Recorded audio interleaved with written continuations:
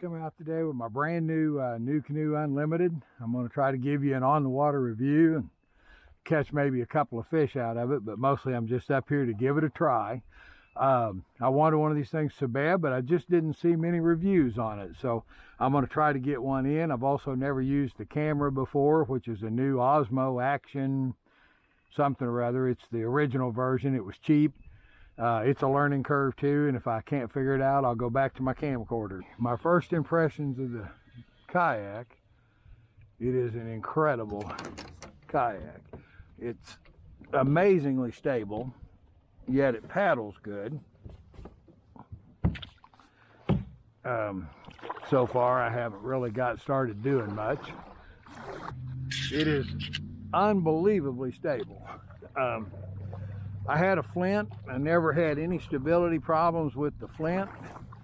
I thought it was a great kayak. It just, I wanted more room, but in sitting in this one, I mean, this seat is much higher, and yet the kayak is much more stable. It is incredible the difference between the two kayaks. So not only is this one infinitely more roomy, but it also, like I say, is just the primary stability is absolutely insane. I can see why people like this and the Frontier and some of the bigger ones, especially if you're going to stand up. I stood up in this a minute ago. If I ever get this thing out away from the bank where it's not blowing in, I'll do it again just to show you. It is absolutely no problem. The scuppers, I am surprised that there's water about to the top of the scuppers. I'm nowhere near a 600-pound guy. Now I know that 600 generally includes the weight of the kayak, which is about 100, a little under. So that leaves 500. I've got maybe 25 pounds of gear in here. So, you know, I'm a couple hundred pounds, maybe just a whisker under that. I think I'm about 195, 198. Probably after a full meal at night, 202, 203, something like that. But like I say, I am surprised because actually, I think the water level in this is about the same spot on the scupper holes that my flint is. So that would be kind of a surprise. The standability of this thing, just so you know, I'm no kayak master at all, but I'm standing on it just fine, and my feet are actually pretty close together. I really, I don't see any stability issues with it. I'm not a guy that really ever wanted to stand in a kayak. I could stand in my flint, but it was noticeably less secure to stand in than this is. So the flint was, I think, about 8 inches narrower, and that's a huge difference when you're talking about standing up. So now what I'm up here on Lake Stockton, or Stockton Lake, whichever way you call it. Some call it one, some call it the other, in southwest Missouri, just a little bit north of Springfield. The word up here is that the white bass are mostly up the river. So I'm upriver, but there's still several miles to go, and I don't feel like paddling 3 miles today up there and 3 miles back. I believe I could do it. I've paddled a lot farther in the flint, and I gotta say, this thing paddles great. I've got a 260 centimeter paddle. It's just a cheap Bass Pro Ascend, I don't even remember what they call it, an Ascend Tournament it's called.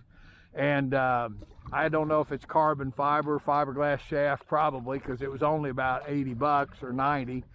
I should buy a more expensive kayak paddle, but I'm kind of hard on my equipment, and I'm also 65 and tend to forget where I lay stuff. So I don't really want to buy a $300 or $400 paddle and break it or lose it. But there's a little fish breaking right there. I've noticed several fish breaking along the bank here. They look like they're very small. I would say if I do get into any white bass in this stretch here, they're probably going to be small, dinky males. I'm going to turn this off for a minute and work on down the bank until I get into a spot where I may throw the anchor out. That was definitely a white bass right there. I don't know if you saw it or not. Break right in front of me. There's another one right there. So there's definitely small white bass right here. Now, whether they'll hit or not, I have no idea. But anyway, I'll be back with you shortly. If you can see, I'm drifting backwards pretty quick. Like I say, this thing does catch a little more wind than the Flint. I've never been in anything like a Jackson Big Rig or one of the SS-127 Bonafides or anything like that.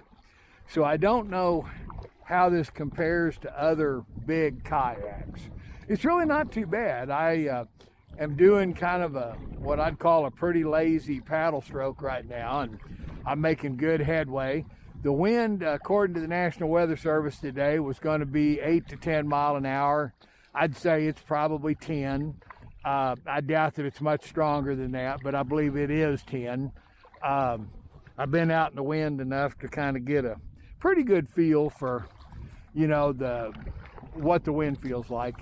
I've been up and down this bank a little bit. There's a lot of little male white bass right in here. They will bump my rooster tail. They're not hitting it. I've got some sliders and stuff with me. I don't know that I'm actually going to mess with changing baits. Just truthfully, I really don't care if I catch any fish or not.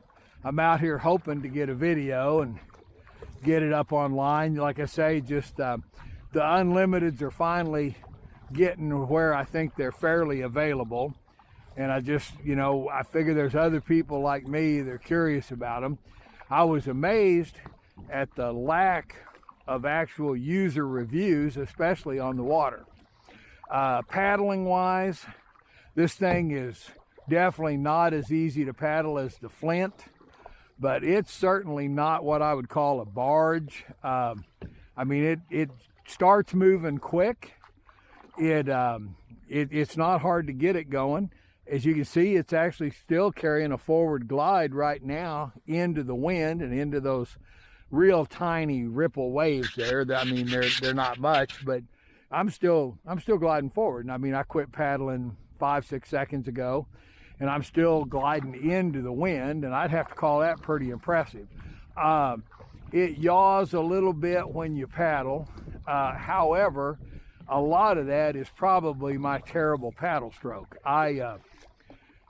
If this thing is say a 7 on the paddling scale, you have to remember that as a skilled paddler, I legitimately am probably a 3 to a 5.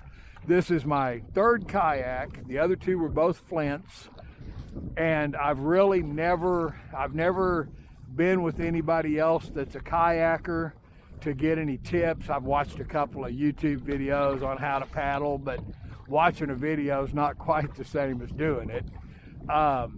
Like I say, so a lot of this thing yawing back and forth, I'm pretty sure, has more to do with my kayak stroking, or my kayak paddling, and my paddle stroke than it does the actual kayak.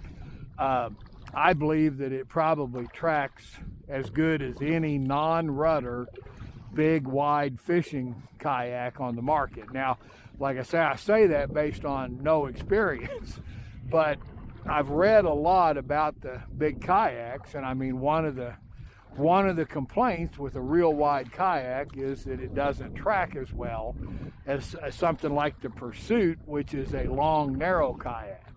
I was originally going to buy a Pursuit, and the used Pursuits in this area were going anywhere from, you know, $1,100 to $1,300. $1,200 seemed to be the most standard asking price.